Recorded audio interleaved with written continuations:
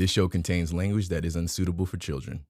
Grant us love filled with good intention. May we find peace in the midst of dissension. We not what they make us, though they try to break us. And say you love us, giving love. This is how we make it. Hey, and welcome to the remix of my podcast from North Dallas, Texas.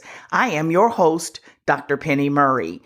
Now, this episode is being brought to you by the Learning Spa Cultural Inner Wellness Retreat. It's my vision to provide a safe place where we make inner wellness a proactive commitment, not a reactive liability in the African American community. Now, even though it's still in its early stages of development, the Learning Spa will be a facility that continues the work that I'm doing here on this podcast of prioritizing mental health and emotional wellness without the stigmas. You can help turn this vision into reality by visiting pennymurray.com to learn more about what I'm doing and to donate to the building efforts. Now, before we get started, I want to express my deepest condolences to the families and friends who lost loved ones in the plane crash in DC and Philadelphia. My soul aches for the lives lost in these tragedies. No words can soothe the sorrow these families are enduring from the gaping hole of their loved one's absence. And I just want to offer a short appeal to divine oneness, who keeps track of all of our sorrows, collects all our tears in a golden chalice, and records each of them in a sacred book. And I just want to say, may the divine energies of their loved ones surround them and console them in this unexpected moment of deep heartache. Hashay.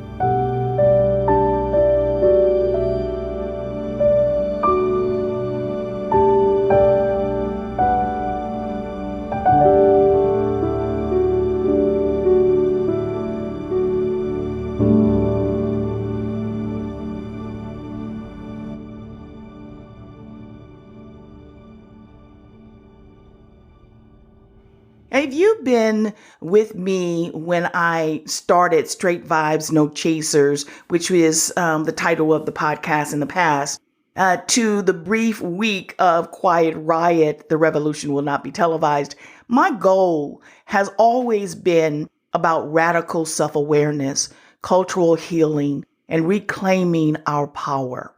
I'll admit the second title, Quiet Riot, was a means to express my righteous indignation and to encourage an inner rebellion against the external bullshit that's happening around us. As an accountability partner and coach, people often share their soul's visions with me. Whenever they go off course, so stay with me for a minute. Whenever they go off course, I always firmly tell them, stay focused. Stay on track, stay focused. Well, it took a firm scolding from my niece that ended with her using my own words against me. Stay focused. And her admonishment was a gut punch to my ego. It hit me at the right time in the right place, bringing into clear focus that I basically was betraying myself. As I pondered her words over the next few hours, I realized that a revolution isn't just about resistance. It's about revelation.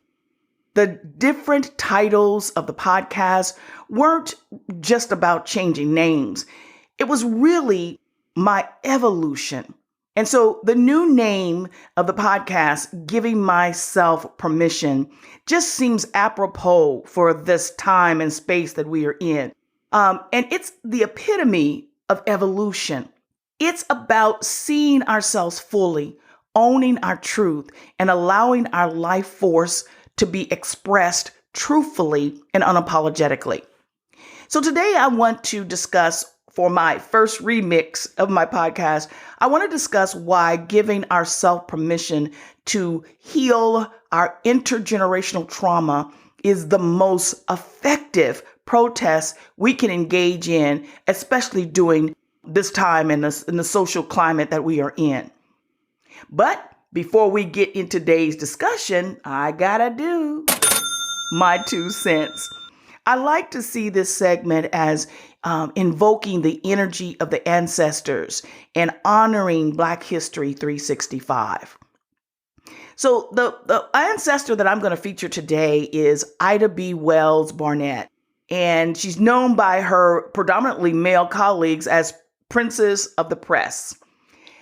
She is an ancestral energy that embodies the principle of giving yourself permission, your sacred expressive life force, permission to convert trauma into energy that fueled a legacy for the future. And that's what she did. Ida B. Wells, as we know her, was born into slavery and later emancipated with her parents after the Civil War. She became an investigative journalist, sociologist, anti-lynching activist, and an early civil rights movement leader. As an activist and journalist, Miss Wells encouraged African Americans to boycott white-owned stores and public transportation. And this was well before the Montgomery bus boycott in 1955. But the real turning point for Miss Wells was when she was assigned to investigate and expose the horrors of lynching African Americans and the real motivation behind those lynchings in her book, A Red Record. Understanding the force and power of her pen, she used the full force of her skills to repeatedly attack the premise that justified lynching. Her book provided a history and statistical data on the lynching of African Americans in the United States during the late 19th century. Miss Wells asserted that lynching was often used to neutralize Black achievement. Those lynchings really increased as African Americans became more educated and more successful. But as I was investigating her and exploring her history and everything, I was like, where does she get the strength to transform the trauma that she lived through as an enslaved person into power, despite the brutal realities she experienced as well as witnessed in the lynching that she was investigating? And I'm pretty sure she drew from the same deep well of ancestral wisdom and strength that carried our ancestors through the Middle Passage, through enslavement, Reconstruction, and then beyond. Miss Wells knew her voice was not just hers. It was the continuation of a long legacy of wounded warriors who fought not just to exist, but to be fully seen, to be fully heard, and to be fully free. And her story just reminds me that when we give ourselves permission to be expressed authentically, we change the narrative of history. In this era of history, how can we tap into our ancestral power, moving through our veins to leave the world better than we experienced it for our descendants? To live, how we gon' compete when you, I need each other to see. We need to breathe so we can live spiritually. Grant us love, filled with good intention. May we find peace in the. All right, so let's get into the evolution of this podcast. When I started Straight Vibes, No Chasers back in 2020, of course, I was finding something to keep myself busy with because we were in lockdown in the midst of COVID. And I focused on breaking through the noise of our self-imposed barriers and challenging our acceptance of a status quo existence.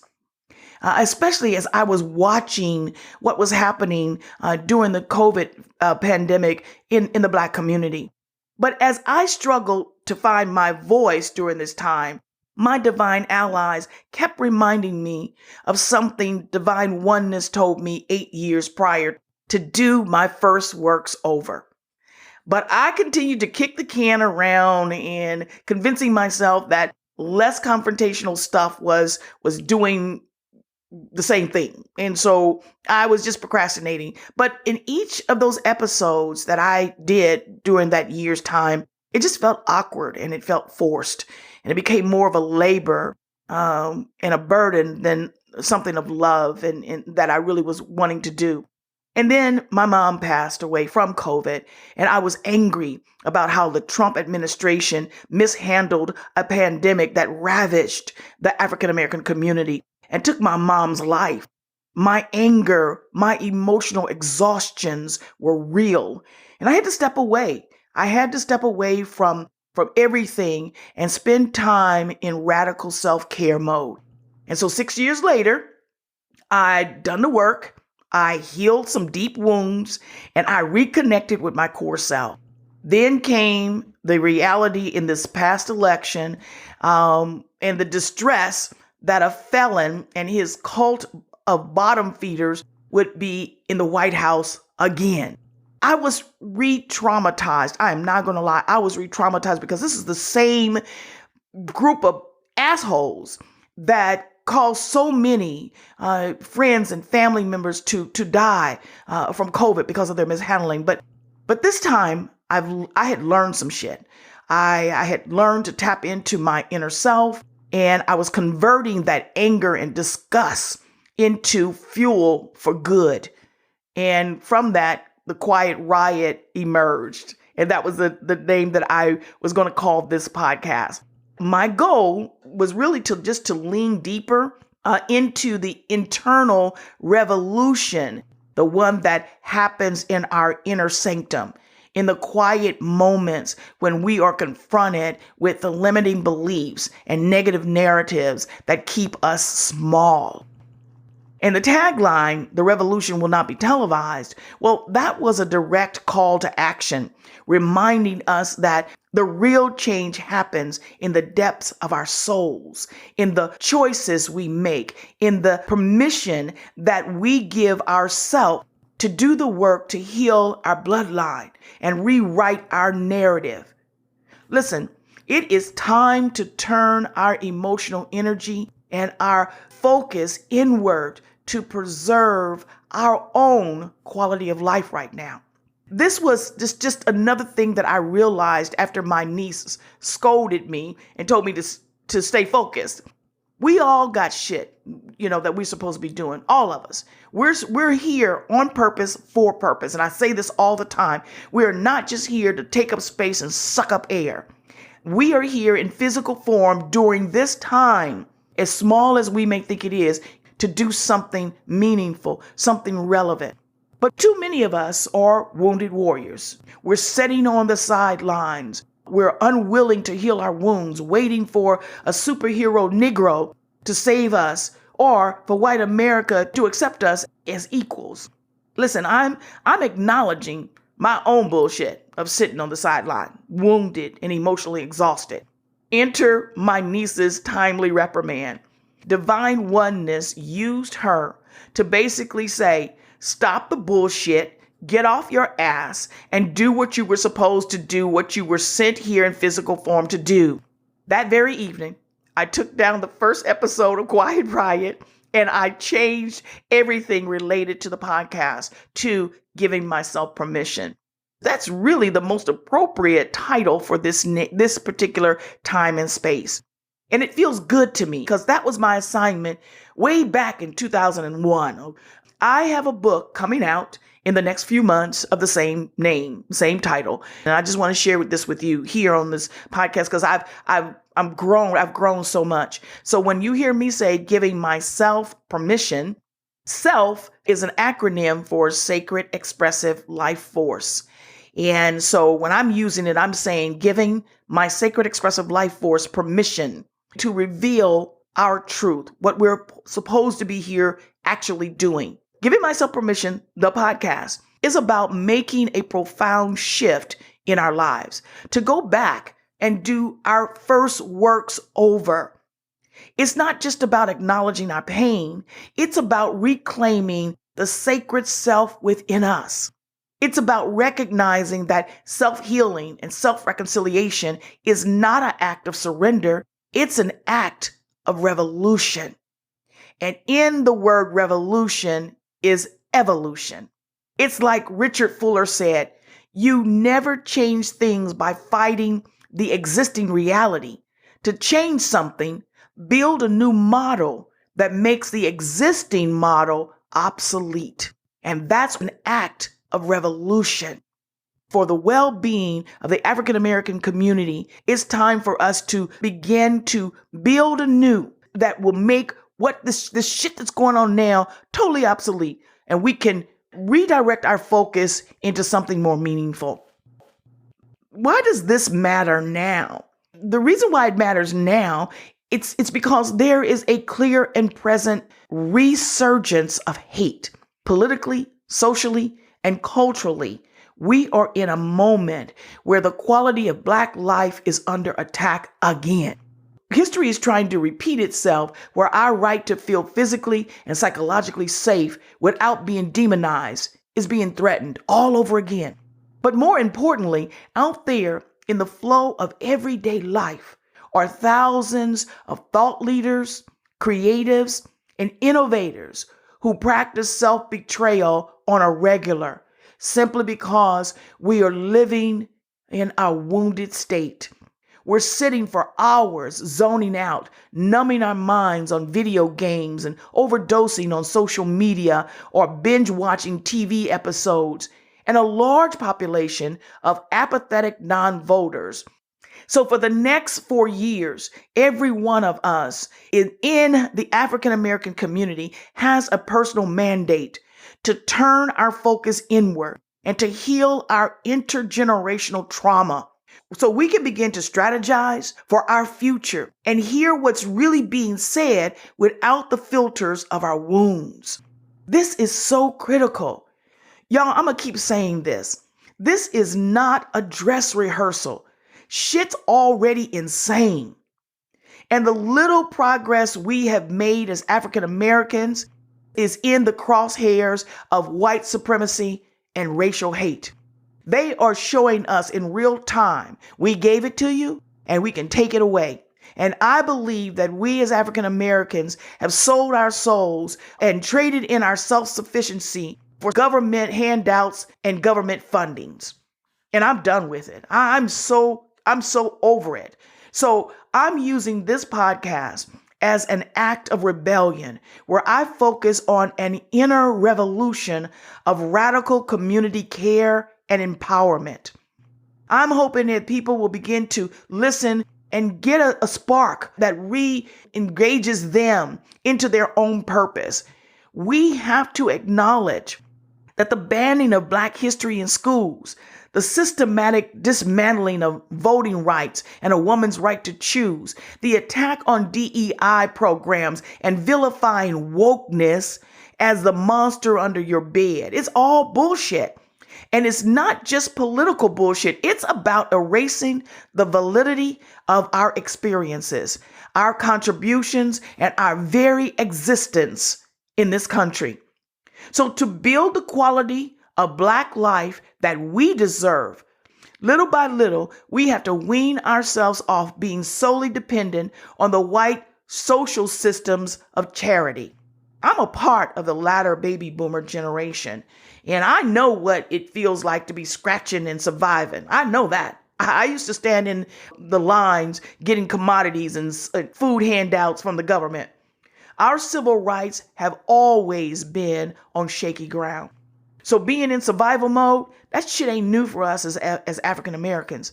I'm just fed up with it. And we have to start playing the long game.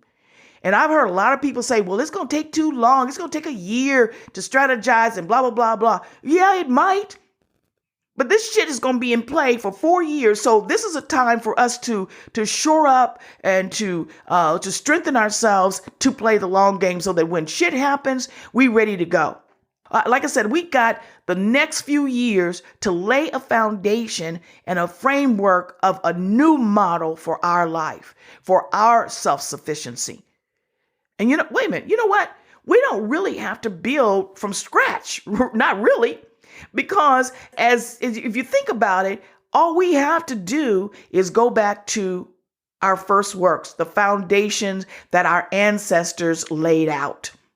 Just like Miss Wells, We use our natural God-given skills, our creative genius, and any available resources we have to support the long game of self-sufficiency.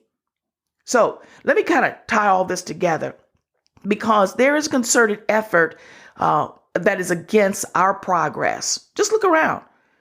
The same forces that once tried to keep our ancestors in chains are now working to regulate us to their ideal of Black jobs. They want us to be the help again. They want us back in the fields picking corn and tobacco or whatever else, shit like that, or being a jigaboo minstrel for their entertainment, like some of these rappers just did. And that's why giving myself permission isn't just a title. It's a declaration. It's a call to arms, not to fight externally, but to reclaim what has always been ours: our identity, our creative ability to be self-sufficient, and our wholeness. So here's the thing that I want to do. I want to end all of the shows with a call to action. And this is about building the framework of a new model. One of my favorite astrologists, Bob Breesney, suggests the need for sacred activism. I love the thought of that. I even love the how it resonates in my spirit. This is the long game where lasting transformation is only possible if inner wisdom and outer efforts are aligned. Breesney feels that the lack of deep inner work and self-examination in activism merely reinforces ignorant patterns that further harm society and our well-being, reproducing the very systems of oppression and exploitation that we seek to dismantle. And this is why it's important to really heal our intergenerational traumas so that we can begin to strategize and hear what's being said without the filters of our wounds. Sacred activism doesn't separate the pursuit of inner peace from the quest for social justice. It understands that one cannot exist without the other. Finally, Breesney says, sacred activism requires our commitment to long-term systematic change rather than short-term superficial solutions. More importantly, acts of sacred activism are not solely achieved through public demonstrations and grandstanding gestures and things like that, but often they emerge in small, everyday acts of compassion, service, and care. Just the simple things that we can do on a day-to-day basis. And I think that divine oneness spirit is not asking us to do any more than what we are already equipped to do. I cannot overemphasize this. We are not our own. We are the collective energies of those who came before us, whispering through the void. We are the sacred expressive life force of the ancestors and a long legacy of wounded warriors inspired to fight harder because of their pain. They wanted more than to just exist, but to be fully seen, fully heard, and fully valued. So here's the call to action. I want you to think about your family tree of ancestors who passed on now, or a particular ancestor from 1619 to today. Just pick one and explore their characteristics, their temperament, their struggle, their achievements, their contributions within the framework of this country. What is it about their story that resonates and aligns most with you on a soul level? And once you tap into that, then every morning before you really get started going into your day, I want you to call on the depths of that ancestor's strength, courage, and wisdom that's already inherently in each of us. It's in our DNA. We just have to call it forward. What is there within us will stay dormant until we beckon it forward. So know that the same force that carried our ancestors through the Middle Passage, through enslavement, through Jim Crow and beyond is what makes us so damn extraordinary. I want you to sit with this for a minute. Reflect on the ways that you've been holding yourself back. And then make the choice to begin the practice of giving your sacred expressive life force permission to step into your own revolution of self-ownership, to reconnect with the part of you that the world has tried to suppress. Bring it forward for the betterment of our entire community. I appreciate you tuning in to the remix of my podcast, Giving Myself Permission. I hope you will keep listening and join me in creating your own expression of sacred activism. If today's episode resonated with you, leave me a comment. And if you haven't already, subscribe to the podcast and tell a friend about it. In a couple of months, as I said, I'll just remind you that I'm going to be releasing the revised version of my book, Giving Myself Permission, Putting Fear and Doubt in Their Place. And you can follow me for right now on Instagram, Threads, Facebook, Blue Skies, and YouTube. As I move forward, I'm so sick of the social media stuff that's going on here. I'm probably going to I'm going to just go to Blue Sky and YouTube. That's where you're going to find me. And also, you can visit my website, pennymurray.com. Click on the Learning Spa tab to find out about my vision and to support me with a donation. Any amount makes a difference. So I appreciate that. So until next time, take the time to reflect, to breathe, and to reclaim yourself, because the revolution begins inside you. And as always, remember, you are never the victim of life. You are always a student of purpose. So what skills or higher consciousness are you learning?